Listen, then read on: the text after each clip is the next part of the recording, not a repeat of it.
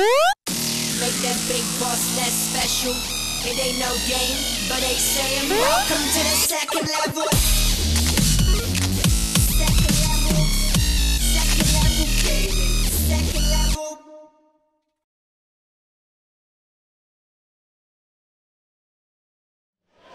Hi. Oh, that was a lot louder than the last one. How are you? Good.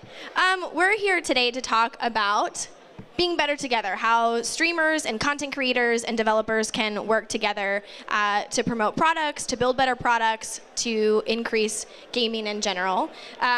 Before we start, we'll do some introductions. My name is Erin Wayne. I'm also known as Aureylian. I've been doing content creation for the last 5 to 6 years. I currently work full-time for Twitch as the community manager. So Twitch, if you haven't heard of them, is a live streaming platform specifically built around video games and video game culture. So you can also watch cooking, creative, social eating, pretty much anything now. IRL is on there as well. So that's what I do. I still do content creation full time. I do work with a lot of developers doing brand deals, companies like Google, Microsoft, Square Enix, Sony, things like that.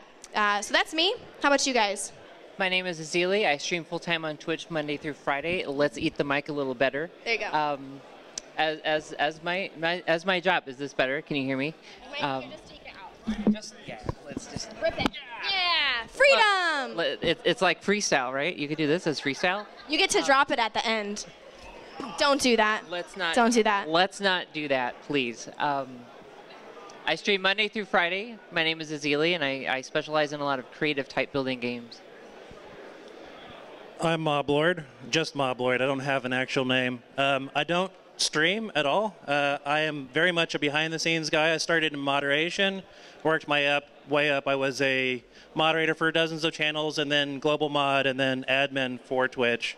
But I also do streamer agency style work where I connect companies with streamers for the best success of those streamers, sometimes in paid sponsored deals, and sometimes in the realm of I manage a streaming team called The Party, and we do a lot of cool things with indie game companies and AAA game companies. So yeah, that's me, very much behind the scenes, and prefer to keep it that way. So I'm Zap Attack. I am also a streamer. Eat it. Just own it. Nom, nom, nom, nom. There you go. So I'm Zap Attack. I do stream. I'm a smaller streamer, and I'm infrequent streamer, but I am also an indie game dev here in the St. Louis area. I joined the co-op here, which their table's right over there, I guess about 1.5 years ago. And I've done numerous different game jams, and at this point, I'm now moving to full-time game dev. So that's exciting. But I've kind of got a both sides of the aisle point of view here. So Awesome. So I think, how many of you are game devs and you want to know how to work with people? How many of you are content creators and you want to know how to work with game devs? Okay. So we're mixing audiences here. So sorry, game devs, we're gonna help you, but not as much. We care about you. It's helpful for everyone, trust me. So for content creators, and we'll kind of go down the line, and even if you're not a full-time content creator behind the scenes, there's still a lot of valuable information. So getting into the space when you start content creation, getting to the point where you can reach out to a game dev, right? I think there's, and you'll know because you said you were a smaller streamer yourself and you're a game dev, a lot of the misconception is that you have to be a giant content creator. You have to have thousands of people and you have to do all of these things in order to get companies to work with you. Or the flip side is you can get a company to work with you, but only if you do it for free, right?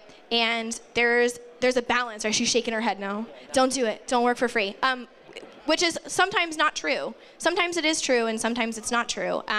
It really, really depends on the situation. Payment can come in a lot of different forms, right? And I'm sure you guys can weigh in on this as well. Sometimes payment is monetary.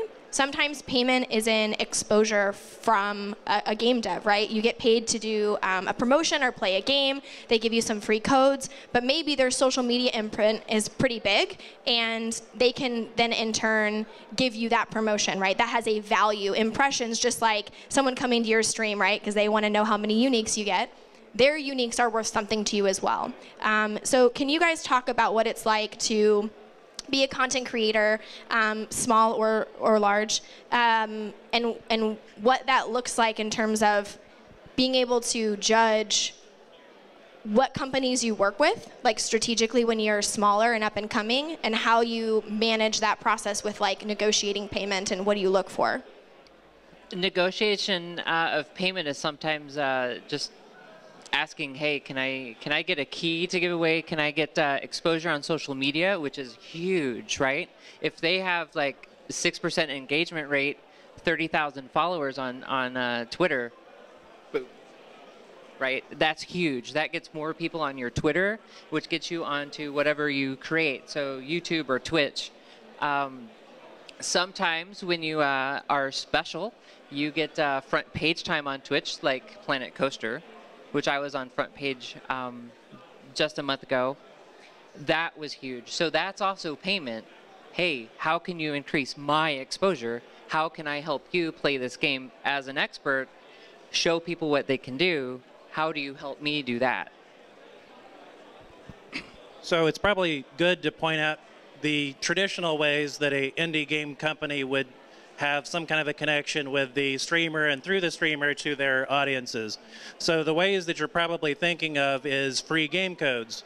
Now, sometimes game codes are worth more in the right hands than in other hands, and something as the game developers have to decide is how freely they want to distribute those codes, what services they want to use. There's services out there like terminals from Evolve and Keymailer, and there's other game companies that will take your keys and distribute them to streamers and then try to track analytics back to you to see how well those did and make sure that people are turning in content for those. And then you have paid sponsorship opportunities, obviously.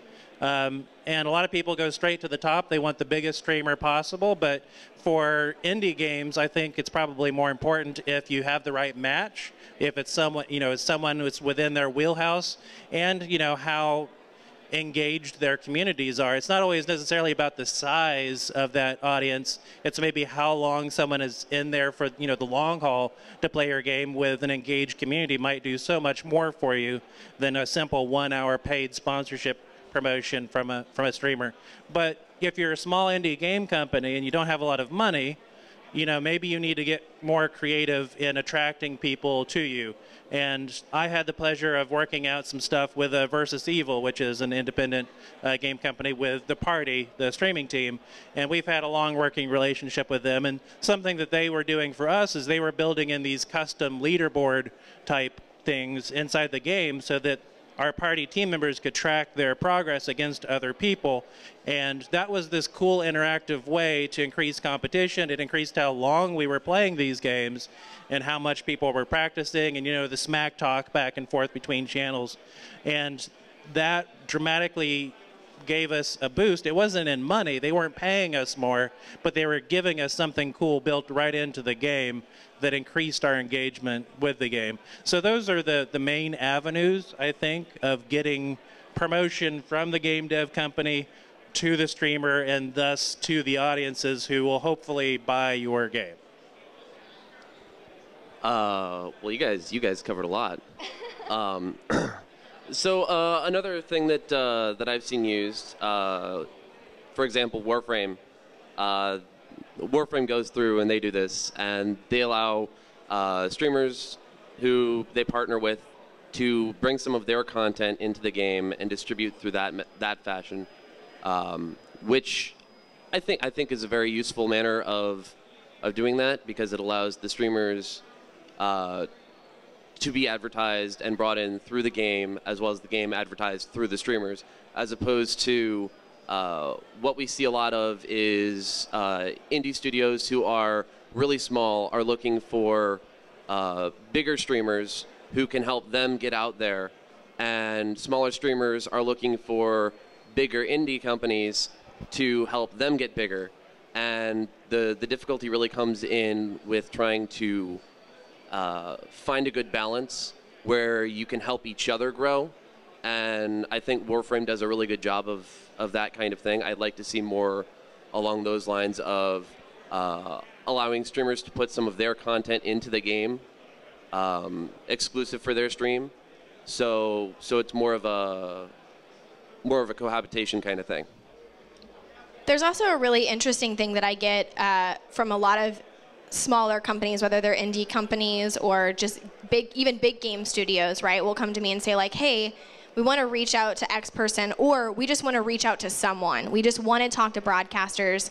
How do we do that, right? And this is, we'll get to how broadcasters can reach out to studios too, but specifically for the companies that do it, a lot of times what I've seen, and in my 5 years, it still happens, hi, I really like your YouTube videos. Please play my game. Code. Thanks. Bye. And it's like, now I have to do the research. Now I have to figure out what your game is about. I have to figure out why this is good for my content, right? The times where I've taken a game code and been like, yeah, all right, we'll go play that, is a game where they're like, hey, we saw you you liked X game. You played this other indie game. Ours has a similar game style. It's an RPG. It does this. You like unicorns. There's a unicorn. Great. I'm sold, right? Because they've taken the time to watch my content. They know that I'm a good fit. They gave me a reason why I want to play the game. They said, hey, here's a game code. If you want to talk about it, if you have any questions, if you want to play it on stream or you want codes or if you need payment, please let me know. Like, let's start a conversation. Those are typically the ones that I'm going to respond to, right? Because I have a reason to want to play that game. There's something involved and dynamic, and they know my content. There are a lot of times, too, where I've gotten flub emails that are like, we really enjoyed your videos. We liked when you played X. And I'm like, ooh, that was someone else. Like, it happens a lot. And they tried, like, A for effort. That was not me. Or they think my name is Audrey all the time because my name's Aureylian. So they'll be like, hey, Audrey. Oop, also not my name. Public knowledge. Just Google it. So a lot of, for game devs, and you guys probably have some either pro stories or con stories for that. For game devs, a lot of times their emails are public. Either they'll put a business email in their Twitter handles, or there's a contact me section on a website, or there's a way that you can get a hold of them. Or sometimes even as simple as like a Twitter message, like tweet at them and say like, hey, I'm a studio. I'd like to send you a code for my game. What's your business email? Or DM me for whatever the info is so that they can keep it private if they're choosing to. A simple message of like, I'm just trying to reach out, where can I reach you? Is a lot of times, especially for smaller streamers, they'll reply back, right? If you're gonna go after like PewDiePie, probably not gonna happen. He's probably not gonna reply. He's also probably not gonna do it for free. But there are a lot of times where you can very easily, within 1 or 2 clicks, find the information that you're looking for. On that note, do you guys have specific stories of working with, if a dev wants to reach out to a person, do's and don'ts, or the first step in being able to do that?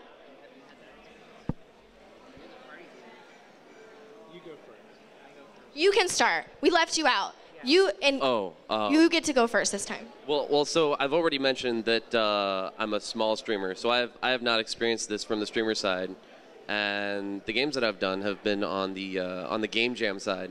But I was actually talking a bit about this in the hall earlier, and I thought that it would be interesting to see something that like this is something that Twitch could do ideally, and going through and saying, hey, these are analytics, which they keep private, and they know who streams, what games, how frequently, how many hours. There are websites for that. Right. Yeah. So using those services, you can figure out specific streamers who would be a good fit, and sending out, that email. Going through Twitch specifically would be a good way to help incentivize it. Such as right now Twitch is working with a distribution system, and so tying that in to, hey, we're looking for people to communicate as an indie studio who would be interested in streaming, who would be interested in getting part of the kickback from this distribution, then you can provide a list of people who you think would be best suited for it. and improve communications, make sure that you're not just flooding, you know, and hitting everybody, but you can actually find people who are good fits for the studio. Yeah. And that would be a go-between for Twitch. And it would also help Twitch's distribution platform. There are websites, devs, if you're curious. The name is flubbing off the top of my brain. I'm sure you might know what it is. Twinge? Twinge? Twinge? Yeah. So on Twinge, you can actually search by game, and it'll show you the top streamers. Like, they've streamed X many hundreds of hours of this game type, right? And so if you say, we're looking for people who play MMOs, you could search through, like, World of Warcraft, Final Fantasy, whatever. That's a thing that you can do if you're a dev. If you're looking for streamers who are there, and they'll give you by hour, so it might not always be the biggest streamer at the top, but that's a good way to do that. So part of my job for my streaming team, and then when I worked for OPG, which was an online agency for talent, my job has often been to kind of analyze the calendar of what games are coming out, to try to see how good the fit is of those games for the people who I represent. So matching their strengths with the strengths of the game, and then also trying to find out the contact information for these game companies to usually be the one that contacts them to say, hey, how many game codes can I get? Can we get you to play the game with the broadcaster on stream? Can we get you to show up and chat when we stream it? You know, that's my role as kind of the manager of streamers. And because, I mean, honestly, streamers and just people in general are flooded with how many games are coming out all the time. I mean, if you're looking at indie game releases, it seems like every day there's a list of how many games came out that day. So how do you know what's a good fit for you, what's a good fit for your channel? It's something that you would enjoy. Usually, I go by word of mouth. So word of mouth between my group of friends. You know, I have a group of friends who are kind of also in that boat of influencers, if that makes sense. So the behind-the-scenes guys, usually I can get a pretty good feel from them what they're talking about and what they're playing and what they're excited about to then say, okay, this is going to be a hit game or a miss game kind of a thing, to know who to give what game to. Like, this would be the perfect game for you based on your stats. I've already reached out to them. Here's a key for you. Go. And I figure that as my role as kind of the in-between guy. But for your average streamer, it's a lot of work to do that kind of stuff. So it's probably good if we're talking about the methods and the sites that are used for that, because it can be overwhelming. It's also interesting to me how many broadcasters I talk to all the time that say, wow, I reached out to this game studio and they never replied to me. I'm like, oh, really? That's really weird. What email did you send them? What information? They're like, well, I just told them I want to play their game. I'm like, that provides them with zero information. That's the same way as a game studio being like, play my game, right? It works in reverse as well, and a lot of people don't understand, like, I see this on Twitter all the time. People are like, I don't know how much I'm worth. You do. You have all the information at your disposal. You can Google what a current, like, ad market rate is and times that by your number of CPM. So how many thousands of unique visitors you get per stream, that number times the current market rate for direct ads is how much your channel is worth. That's how much you should expect to get paid, either in product and promotion and support.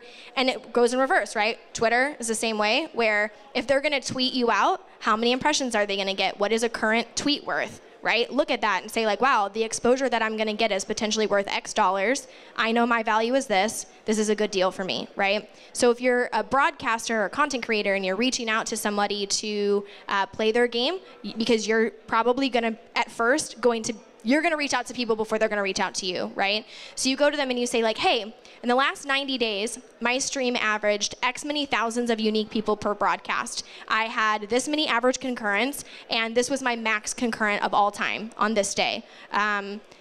Giving them that information is so much more powerful than I think you would realize, because then that company then goes, oh shit, our game's going to get seen. Oh, sorry. Oh, heck. Our game, my dad's in the audience. Sorry, Dad. They're going to go, oh, shoot. Our game is going to get seen by X many people? Yes, I'm in for that. I need my game to get seen by 2,000 people. That's not limited by region or type or whatever, right? And I feel like the number of people who provide that information, and just so you know, even big channels do that. I just helped a really good friend of mine with a very big Twitch channel put together a sales proposal, and we said like, hey, it's worth this many people, this is what we're expecting, we're proposing this package where we promote your brand this many times and this many tweets, here's the dollar value, and this is why we're asking for that amount of money. And they were like, okay, well, that was easy, right? So information is power from both sides. Always, always, always, information is power. Do you guys have any stories that you want to share specifically with times that you've reached out? Or like you work with stream teams, right? And I'm sure there are times where somebody goes, hey, I want to play a game. Help me figure that out, right? So what does that look like from your side? Or if you had stories as well as companies that you've reached out to, what does that look like? It's always a mixed bag. You never quite know what you're going to get. You don't know if you're going to get a response at all. I mean, it's probably more often than not, you just feel like you're talking to a black hole. You don't get any responses back. Or it's so delayed that it's not useful for you anymore anyways. So, I tend to work through people who I know are good, trusted people in the industry who can get stuff done. And so there's some people that I know that will have the game codes before other people will have the game codes. Maybe I go directly to them, not necessarily to the company, because sometimes the company can be slow or unresponsive. But you're absolutely right. You have to show your worth. You can't just say, give me a game code. That's in today's society, with how saturated this market is, you need to be able to say, here is my sales deck, here is my stats, here is why I am the best fit for you. That will set you apart from the rest of the people asking. Like college applications. Yeah. Just the same way. And I mean, it helps to either have a manager or have some business experience to know how to speak in the language that they understand. The industry has grown up in the last couple of years. I'd say it's not quite the same loose and fast place as it used to be. So knowing how to do a sales pitch just in general will help you for all kinds of things. Even if it's just working with Twitch's studios directly, they too want to know that kind of information. So, but as far as specific stories, I don't want to embarrass any companies too badly or anything like that. There are obviously horror stories where there's total mixed communication signals, and I don't know how many of those I should talk about publicly, but I've been a part of some real goof ups that stand out. But maybe you have. No, you don't have any. Yeah. I approached a company to do a launch party about their game. There was myself and somebody else. We had originally planned 72 hours of playing this game straight, where we would just do 12-hour shifts, just playing, keeping it going on Twitch. That didn't work because he couldn't get his time off. But when I started introducing myself with, I have X and I have Y, what can you give me for Z? Things opened up. When I was on, not that Keymailer is a bad thing, that's a great place to get started. Hey, this is a game, I'm going to say I could do this. That works out well. But as you approach a dev or a publisher saying, here's my contact, here's my page, here's my Twitter, this is what I can do. We gave away 20 copies in 12 hours. That was huge because people were excited, right? So that built up momentum. But it made us look good. Like, oh, look, this is all this cool stuff. And then you've probably created a good relationship with that game company so that the next time they release the game, they're maybe coming to you first because they had such a good relationship with you from last time, and so maybe they've already sent you, hey, here's 20 codes for this game we're about to release. Do the same thing again. My next email was, hey, I have a PlayStation 4. Need anybody to stream it? They're like, here's codes. And I think that's a good point that you were touching on is when you're trying to negotiate from either side and you're reaching out and you're saying, here's what I want. There are oftentimes the email conversation that she could have had said, hey, I'm playing your game for 72 hours in a row, and it could have looked like pay me, right? But instead, approaching it from like, I already have this planned. I'm going to do this, and I'm going to do this, and here's what we're doing. If we want to elevate it to this next level where we want to keep user engagement, when we want to do those things, that's where I need your help. Either I need money to buy overlays and it costs me this much, or I would love to be able to give away codes because that studies show that keeps user engaged. It creates chat activity. It gets users logged in and playing the game alongside of us. And so I'm asking for your help in these ways, right? Or opposite, if you're a game dev and you say, hey, I know that we're gonna enter this deal where this is what we have. My expectation is X, right? There are times where I've worked with studios before where they've said, okay, we're going to pay you. We want you to play this game. We want you to do this, and we want you to put the video here when you're done and edit it in this way. And I've said, okay, well, but just so you know, like, that style doesn't work very well with my audience. It's not going to work. And they're like, but it works with our audience. It'll be fine. Okay, so I post the video. It doesn't do what it's supposed to do, and the company says, it didn't perform like we want, now you have to do another one, because we had X metrics we needed to hit. Unfortunately, that wasn't in your contract, no, right? And then that's where the creator gets to push back. So setting clear expectations, if they had told me from the very beginning, we want to hit X many number of impressions from this specific type of media, and that is our goal, that's a very different conversation than just post a video and it'll be fine, right? So in either case, whether you're a broadcaster reaching out to a company and saying, I want your help, be specific about what your asks are and why you're asking for that. Same thing for a game studio. If you want something, right, by working with you, we want 30 new people to play our game, right? Okay, great, how are you gonna work together to do that? It's not just play the game and expect 30 people to log on. Help them come up with a strategy and say, my community responds really well with game codes. Or my community says, if we hit a target of X many people playing this game and signing up, then I'm going to stream for an extra 5 hours, right? But then you as the game studio need to be prepared to give them that information. Hey, you're at 20 new signups. Hey, you're at 30 new signups. Hey, this is where you are. And you have to be engaged, right? Being engaged from either side, I think, is incredibly key in making any type of relationship between the two work. I think something that is probably good to remember is you have to, first of all, you have to make the request in the first place. I think so many people are just scared of game dev companies or scared of communicating at all that the fear of rejection perhaps is keeping them from even ever asking in the first place. But then once you do ask, you need to be specific. I totally agree with that. Just as a random example, there was a night where we wanted to do a dinosaur shooting game deal. We were going to play it all night. We were planning on giving away codes just out of our own pockets for it. But basically, send an email to the game dev, hey, heads up, tomorrow night we're doing this. We're already planning on doing this.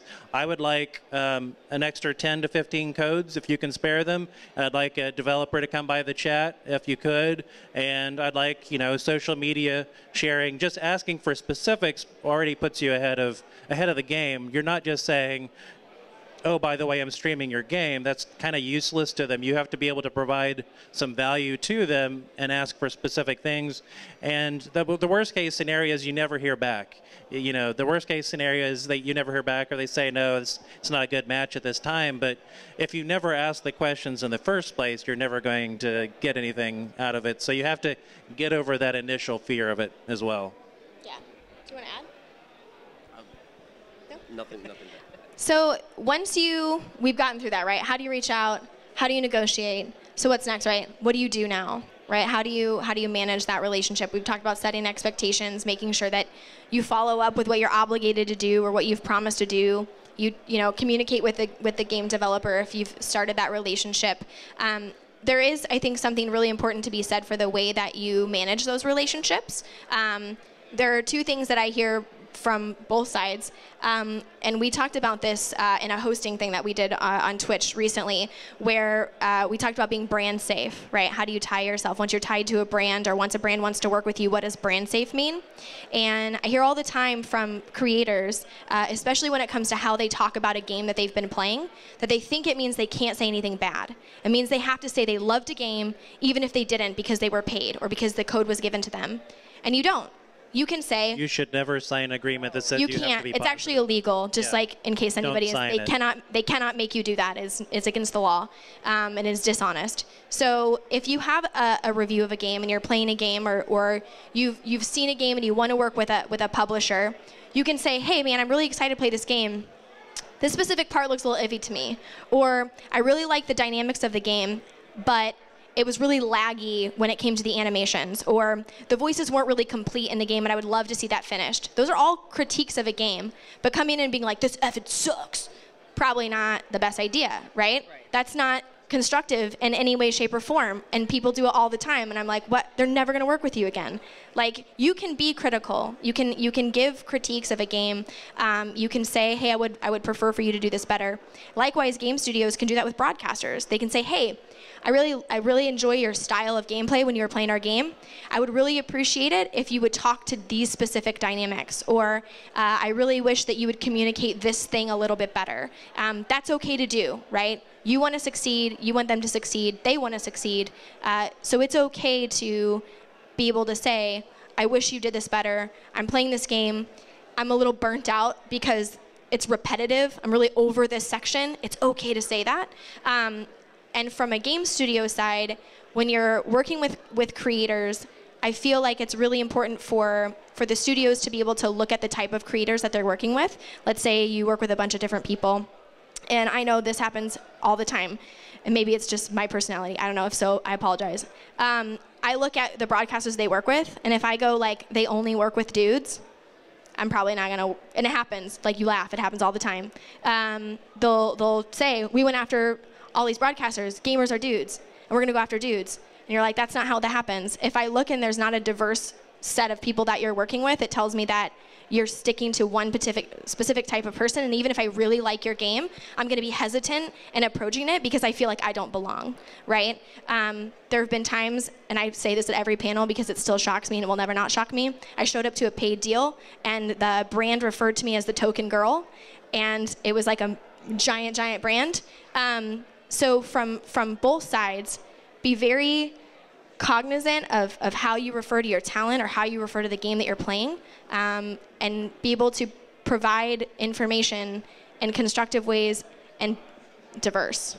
And content creators might have a really, really good perspective that you hadn't thought of before as the game dev, because maybe your audience, you're anticipating them playing it one way, but a streamer latches on to how good it is for streaming. Sometimes there's aspects where the game was enjoyable just at home, but if you're a streamer, certain bugs, like for example, if maybe it shows your IP address somewhere and you do not want it to, those content creators are providing a very valuable piece of feedback to the game devs. They're a type of game tester in a way, and some people can really illustrate their thoughts better than others, but listen to your content creators and be quick to make changes if they're a deal breaker, because once some bad news gets in the water, hey, don't stream that game, it'll show off your IP address, or it'll crash your computer, or OBS won't capture it, or you start getting those pieces of feedback specific to content creators, you might scare off other content creators who might have been wanting to show off the game. So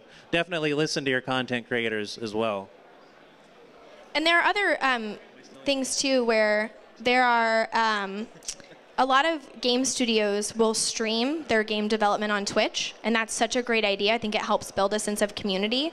But there always is a question that I get where they say, I want people to see my game.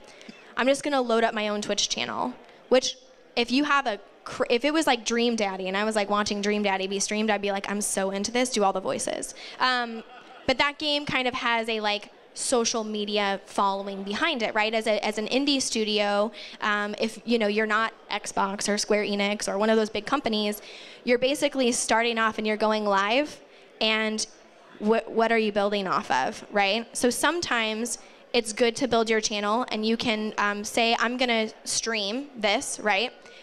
But what I'm going to do when I'm going to build in my relationships with the content creators that I'm working on is I want them to stream the game, and then afterwards we're going to do like a Q&A on our channel, and they can host me. And so we can do like a developer's Q&A or gather feedback from the chat saying, chat, did you like watching this? What would you do better? Oh, okay, that's a good point. Oh, someone wanted to know how that game mechanic worked? Okay, cool, I'm going to answer those questions. And do that on your channel to help you build up the brand that you're doing. It is really, really hard, and I see people do it all the time. There was one tech company that tried to do it, and they paid streamers to stream on their channel, and it just did not work because well, nobody knows, but I mean, they had a big social media following, the streamers were promoting it out, and even still, they didn't succeed because you have to build off of audiences that are already existing. It's so hard to start from scratch. It's much easier to like go with a rolling stone, right? Gather that moss and then try to transfer that to what you're working on. That exact piece of feedback is feedback I gave to Lenovo Gaming, because they had their own streaming team that they were paying, and they were also trying to compete against them by streaming from their main channel for like 20 viewers, and it didn't make sense to me. Why are you paying this team of content creators who are good at their jobs and have obviously built up their own brand and are obviously entertaining? Why are you undermining them by trying to do your own thing? And you're basically cannibalizing your brand name, I think. So those are lessons that they had to learn themselves when they started, but it's maybe a bit more beneficial if you can learn them ahead of time. Yeah, so it's kind of a big mistake to go that route as a game developer. Like if you're streaming development, that's one thing. That's more on the creative side. It's bringing people in and teaching them how they can go out on their own and make things. But when you go out and start streaming your own game, what you've done is inefficient. You've just broken the entire point of division of labor. You've got so many people who specialize and spend their time doing exactly that, and you need to focus on a lot of other aspects of your game. And there's a lot of better ways that you could spend your time. You know, even if it's just doing something else to relax, because that's kind of important. You know, apparently there's a lot of stress induced with making video games. But in general, it's not really a good way to go when you're streaming your own game. And there have been studios that have done it. I know Proletariat does it with Streamline. And Proletariat does a mixed bag approach where they give Streamline to streamers to play with their audiences, but then they also do like dev on their channel, and they also play other games on their channel. So they're trying to kind of dual purpose it. And it's been picking up for them, and it's something that they can do, but they've tried to do both at the same time. So if you're a game studio and you know you want to work with streamers, right? What's the best time to reach out to people? Do you reach out to them during the development phase? Do you reach out to them when the game is already complete? And I think the truth is really, and you can probably speak to this because you do both. It depends. My answer would be there is no right answer. Right. You can do both. I'll let you chime in and then. So there's no right answer, but there are some wrong answers.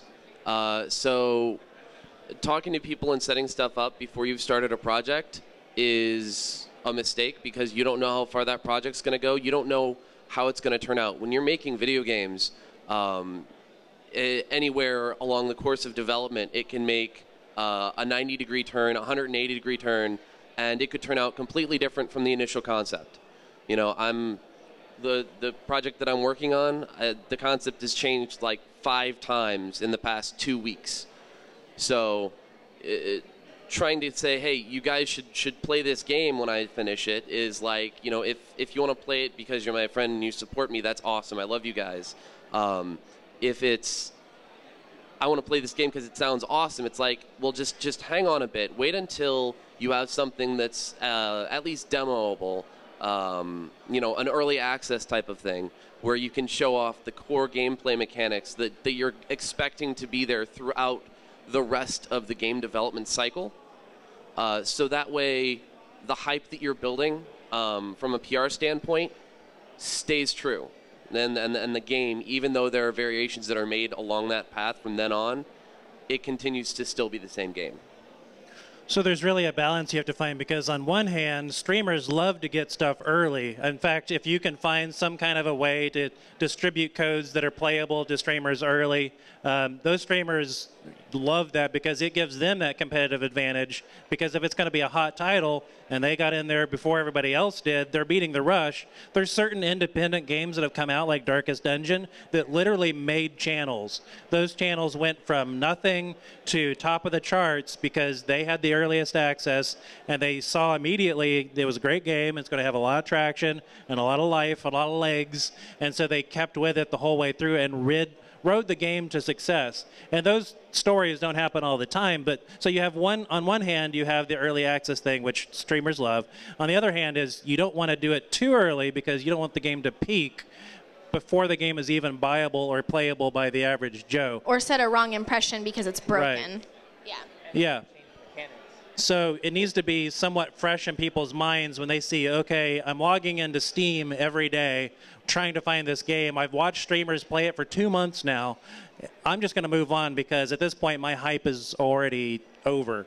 So there is some kind of a balance between those. And you also have to really consider what other games are coming out at the same time as your game. Something that I advise sometimes independent game developers on is, hey, look at this upcoming schedule of games that are coming out. You do not want to release on this weekend. This weekend entirely belongs to this other company, which is outspending you by a margin of 10 to 1. That is not a good weekend to release. Wait another week. Push back your delay, delay your release a little bit because you're going to have a lot better success. And that's something that I've advised game companies on, but it's just something game companies should be aware of when they're trying to launch their titles. There's also some really cool things that I've seen smaller studios do, and a really great example is H1Z1. H1Z1 came out of nowhere, right? It was just a game that people had been playing Arma mods, they'd been doing things like that, and it was the first of its kind to be its own standalone game. And the mechanics even still now are not the greatest, right? But what they did was they fostered this community by having streamers play it. They did some promotion around it, but then they started going like, wow, Gassy Mexican, you play H1Z1 a lot, your community seems to be pretty into it. We're gonna make you a skin in the game. And now your users can use that skin. So now Max wants to play more because he's in a game. How freaking rad is that? And then two, because he's getting promotion from them, his channel is growing. Somebody may open that item in a crate that they get, and they'd be like, Gassy Mexican, that's a weird name. I'm gonna go check that out. And then they go look up Gassy Mexican, and they see that like, oh, okay, that's discovery for him, right? That's a mutually beneficial thing that companies can do. I know that I was gonna kickstart a game, and I was willing to pay a lot of money because they were like, we're gonna give you your own quest line, we're gonna let you design a building, and I was like, this is A, all a write-off, and B, how freaking cool is that? I'm in a game. Like, there are ways that in early development you can foster relationships with broadcasters and reward them for their interest, for playing the game, for building a community around your game with pretty minimal effort if you choose to go that route. Or if you choose to release it later, same thing. If you're able to do expansion packs or whatever, you can build community around your game to thank those players to keep them engaged. Like you wanted to say something. I lost it. Oh no, I've done that like 9 times because I don't use cue cards. I think we have about 15 minutes left. So are there questions from you guys that you would like to ask? Things, notes, questions? From devs too. Or for devs. Yeah, devs have questions. One of the things too that I know that I get peeved when they're like, I'm going to introduce myself to someone, like just as a heads up for creators and for devs, in convention spaces like this, my brain shuts off and I don't remember it's like a black hole. Like I get home and I'm like, what happened today? I don't remember. So if you give me a business card, there's a chance that I am not going to remember what your game was. So I always tell people, I'm probably not going to email you. Don't take any offense. I just will forget. Follow up with me via email, right? Or if you're a streamer and you reach out to a business person and they don't reach out to you, you had come up with an idea, they don't reach out, it is so okay to like ping them yourself, right? And say like, hey, we talked, remember, I met you here, this was my game, or this was my Twitch channel, I really want to work together. And if they don't reply to that, it's okay to follow up again 48 hours later, saying like, hey, just pinging you, you're probably getting back, it's probably busy. Like, that's not annoying unless it's like 20 times later and they're clearly ignoring you, then don't do that. But if it's 1 or 2 times and you meet and you lose that connection, be proactive in following up on that. For business cards to me are like a black hole. I just over my head. In my back pocket. Yeah, or you forget. I watched it. So when you go through and you're contacting streamers, make sure that you are including some sort of media. Include a video of your gameplay. If they stop by your booth and they played your game, if they see the video, they will either remember it and they will contact you back immediately, or if they continue to forget you, then they're probably not interested enough in your game for it to be a good mutual connection. Or you didn't BCC and you emailed everyone. Also, don't do that. It happens all the time, and it gets shared. I like the number of times on like trust me, this is like the secret that game devs don't know. Streamers have chat rooms where there's just all streamers. So we'll be like, do you guys get that email that one guy sent that included everyone in it? Let's no one reply to them. And then everyone's like, okay. And then no one does that. It happens all the time. I promise you it is worth it to take like the 5 extra minutes. There's a program you can actually buy that will do it automatically for you, like a mail merge that's free through Google. You don't even have to like take the time. You just send it and click, and then they think that you sent a personal email and you didn't. Don't just like CCC or like BCC where you're like, hey, and I can see that you sent it to yourself and I'm BCC'd because I know you just spam emailed me. Right. Having those personal connections, feeling like you actually remembered me or I remembered you, it's worth a lot, and it's definitely worth the investment of the 5 extra minutes that it takes. Yeah, it makes me feel special. And at the end of the day, right? I mean, right? Right. And at the end of, but at the end of the day, it's a good point because when you're working with someone, I don't want to work with someone where I feel like I'm just like a cog in the machine. I don't want to be a number that you were like, hey, we needed a chick, and they like put me on like, hey, we needed like a streamer that's like got 200 concurrents. I'm gonna plug you in there, and it's like I don't want to feel that way. I want to feel like you're as invested in me as I am in you, and I want to make sure that we have that lasting relationship that continues to grow and foster. Do you guys have any closing final thoughts since we're about time to wrap up? Know your worth, and that goes for both streamers and dev companies. Know your audience. Know what your competition is, if nothing else, so that you know how to describe your game and know who to target when you're trying to distribute your game. And yeah, know your content creators. Make sure you can connect with them at a personal level past the game. You don't want to just be the guy who's shoving the business card under their hand without talking to them or getting to know people. I mean, at the end of the day, these are about relationships too, between devs, people, and then eventually the audiences. And if you have, if you resist the personal relationship side, you're probably not going to get too far in the industry either. So, yeah, don't get discouraged. Either side, both sides, don't get discouraged. It's like an interview. You're going through, you're trying to find someone who's a good fit for you, and you're trying to figure out if you're a good fit for them and they're a good fit for you. It's just like with any interview for any job you've ever had in your life. If they aren't a fit for you and you're a fit for them, it's probably not a good match. You've got to make sure that you're a good match, and just don't get discouraged when you're not a good match. There is someone out there who is a good match for you, depending on your gameplay style, depending on what they're looking for from a streamer. I want the relationship with the community manager, the devs. It feels great when there's a dev in your chat telling you, hey, try it this way because you're playing it a little bit wrong. That's awesome. I love it. Then people in chat can say, hey, I have a question about this game, and the dev is right there to actually answer. Case in point, Beans, the coffee shop simulator. I learned that you could not capture it in OBS without using a display capture. They didn't know that. This was their launch day. A bunch of people are about to stream it, so once we troubleshot that part, everybody else knew what to do. That just made it just that much better for their launch.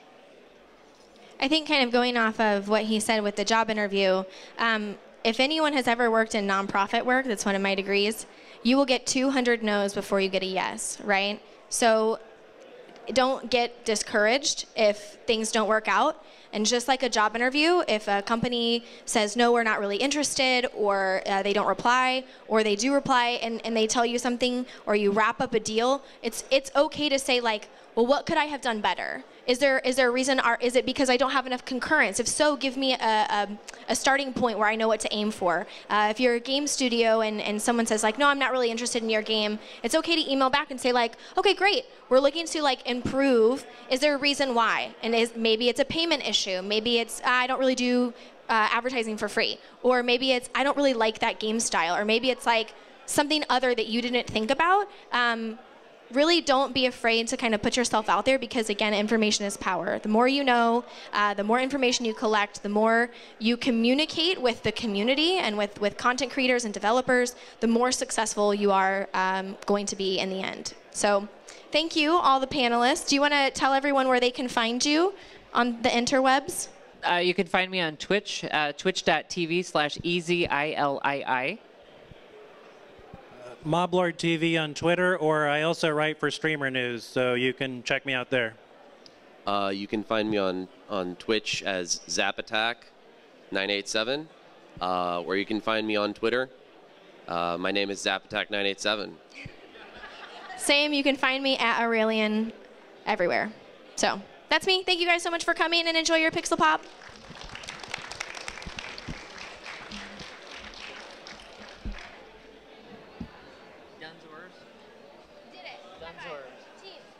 It ain't no game, but they saying welcome to the second level.